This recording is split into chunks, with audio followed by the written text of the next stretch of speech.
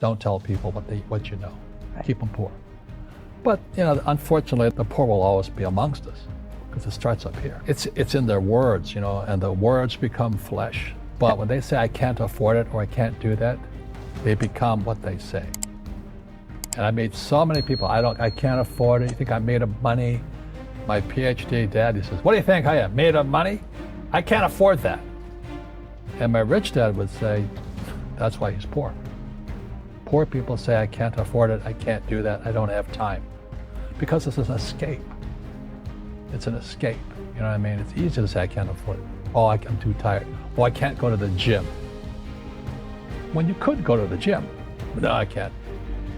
Truth is, I'm just too lazy to go to the gym. A question opens the mind, a statement closes the mind. See, when you say, I can't afford it, your mind shuts down, and you become what you say. But the thing is that we become creatures of our own habits. And until we break the habit, we don't change. Poverty is passed on. It's taught in your families. And middle class is taught in families. And so the people right now who are sitting at home, who are struggling financially or worried about money or unhappy, they may be making a lot of money, but unhappy with what they're doing, it was probably taught to you. Your superego was taught, get a job, work hard, or you'll never be rich, or the rich are evil, or whatever. If you're poor, you'll always be poor. Just like most pro athletes, they make millions of dollars, and 65% are bankrupt 5 years later. It's because they come from poor families. Now you tell them that, they get very angry at you. It's not, it's the rich fault. It's you guys ripped me off, and government ripped me off. But unfortunately, it's passed down genetically. That's the frightening thing. We've got to change what we teach our kids. So I remember raising my hand when I was 9 years old, talking to my fourth grade teacher, and I said, when am I going to learn about money? She says, the love of money is the root of all evil. We don't teach money at school. I said, why not? And she couldn't answer me, and she got very flustered. She says, go ask your father. He's my boss. My father was the head of education, PhD, all that stuff. I go home and ask him, said, why don't we learn about money in school? And he looked at me and says, because the government doesn't let us teach that subject. The government tells us what we can teach and what we can't teach. And I thought that was strange. And I said, but aren't we going to school to learn about money? He says, no, your job is to get a job. I said, but you get a job to earn money. He goes, no, you're supposed to just get a job. I went, no. Isn't the purpose of a job to earn money? He goes, you're correct. I said, so why don't I just learn about money? I can skip the job part, And he got flustered and he said, look, if you want to learn about money, why don't you ask your best friend's father about money? So I asked him.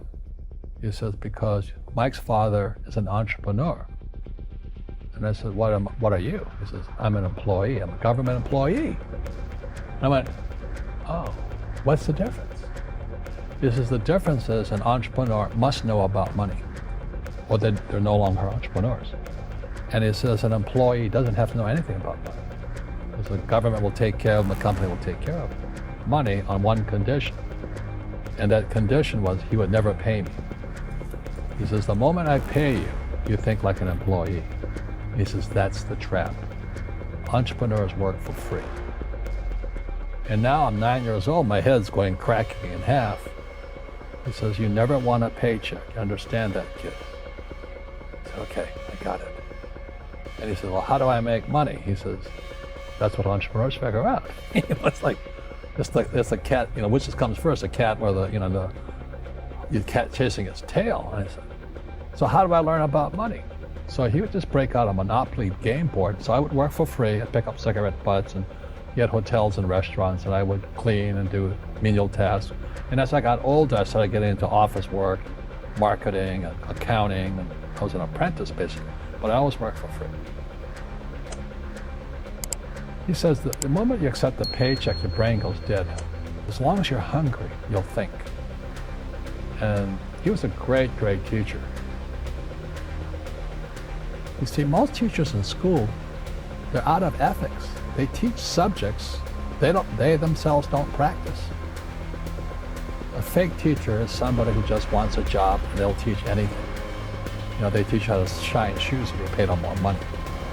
But they really don't know what they're teaching. For example, my calculus teacher, went to military school in New York, and I asked the teacher, I said, I'm in my third year of calculus now. I said, am I ever going to use this stuff? He goes,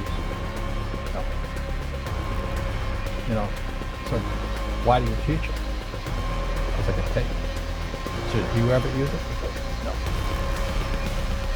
And that's why, you have to, in life, one of the things I suggest to people, you've got to find a real teacher versus a fake teacher. And a fake teacher is somebody who doesn't do what they teach. And a real teacher is doing what they teach every day. School systems are making our students weaker. So in school, they have these things called now trigger effects. So you can't, as a teacher, you can't say anything that might upset the student. They don't want anything that might jar their point of view.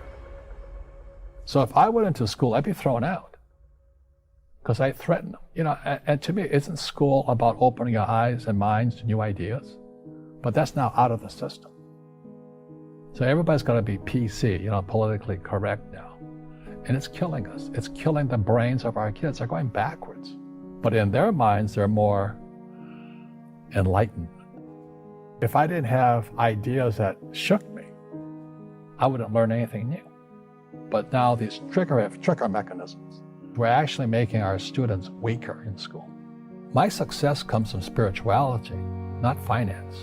You see, people say, well, why don't you give the poor money? So the only problem with that is it just creates more poor people. You give a man a fish, you get a lot of people who want more fish, Well, you teach them to fish. We're more antagonistic, more antisocial. Social media is antisocial. That's the danger part. So the reason I'm speaking on spirituality, we got to evolve. It means meditation, it means yoga, it means praying, it means going to church, whatever it takes. But you got to get back to calm and peace and meditation. One generalized principle is emergence through emergency. So when you look at the word emergency, the base word is emerge. The only way humans evolve is via emergency. A big one's coming. And it's going to be, as we all know, our banks have ripped us off immensely. There's just a bunch of crooks. I don't know how they can live with themselves. But, the bankers rip off trillions, they get bonused in billions. Nobody goes to jail.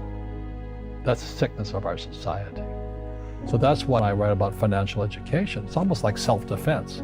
It's almost like taking judo against our own government and our own banking systems and Wall Street. But people who are afraid of making mistakes, like they teach in school, they don't ever grow. Because spirituality is there's good and there's bad, there's right and there's wrong, there's up and there's down.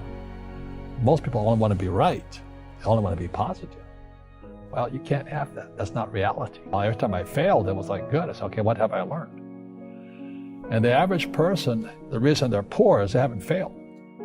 They play it so safe. They haven't made any mistakes like they taught in school. That means they don't learn anything. That's why the school system's actually fundamentally corrupt. It's anti-education. Don't make mistakes and don't ask for help. And if I didn't ask for help, I have my accountants, my attorneys, my bankers, and all that.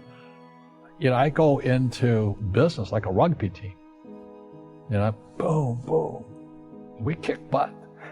But the average guy is standing there, oh, I'm an A student, I'm going to do this all on myself. And a bunch of rugby players run you over, and you go, well, they're not playing fair. Yeah, well, you're playing stupid. You should have a team. You should have accountants, attorneys, and bankers, and all that stuff. But that's not the game I want to play. I said, then don't play the game. So what I say to young people is, you find your game.